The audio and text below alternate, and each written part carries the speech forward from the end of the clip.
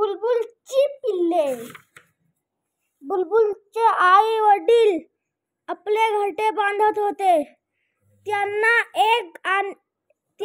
एक जंगली आणि सुरक्षित जागा सापडली.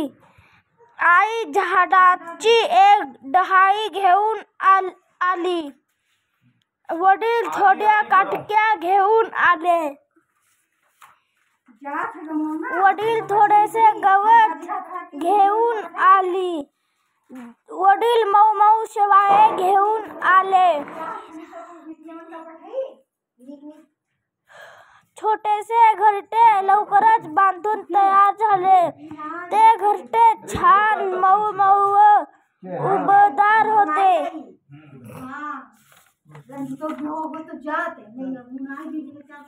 मग त्या घरट्यात आईने 3 अंडी घातली.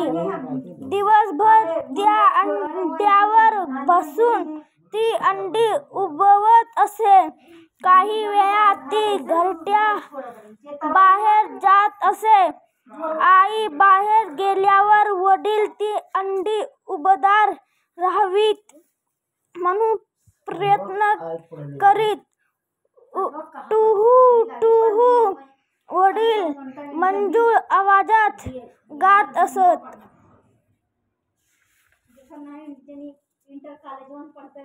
एक दिवस तिन्ही अंडी फुटली.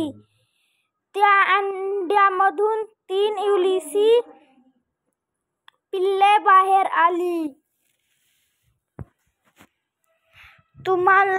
आम्हाला भूक लागली आहे असे म्हणत ती पिल्ले रडू लागली.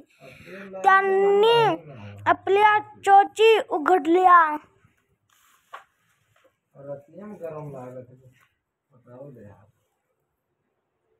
वडिलांनी आपल्या पिल्लांसाठी खायला त्यांच्या खाऊ असलेल्या अळ्या आणल्या. त्यांच्यासाठी धान्य सुद्धा आणले. हळूहळू बुलबुलची पिल्ले मोठी होऊ लागली. थोड्याच दिवस त्यांना पंख फुटले. एक दिवस अचानक काव काव करत एक कावळा त्यांच्या घरट्यावर धावून आला. ची ची घाबरलेले पिल्ले चित्कारू लागली. धोका धोका, तो तुमचे डोळे फोडेल. हुर्र हुर्र.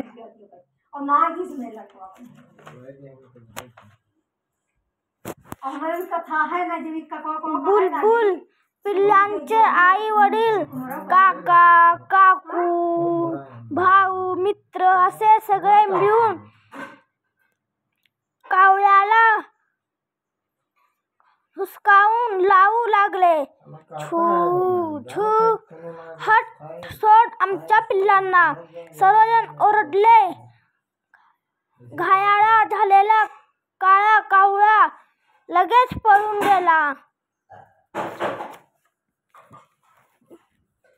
थोडे मोठे झाल्यावर बुलबुलच्या पिल्लांनी एक दिवस आकाशात भरारी घेतली.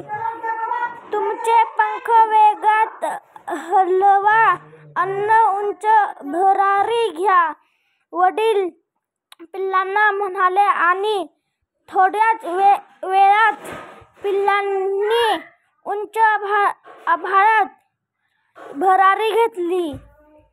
आपली पिल्ले किती छान उडत आहेत, पिल्लांचे आई वडील अभिमानाने म्हणाले. परंतु असे असले तरी पिल्लांचे आई वडील दुःख सुद्धा होते.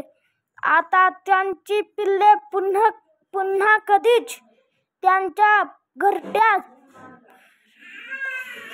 परतणार नव्हती.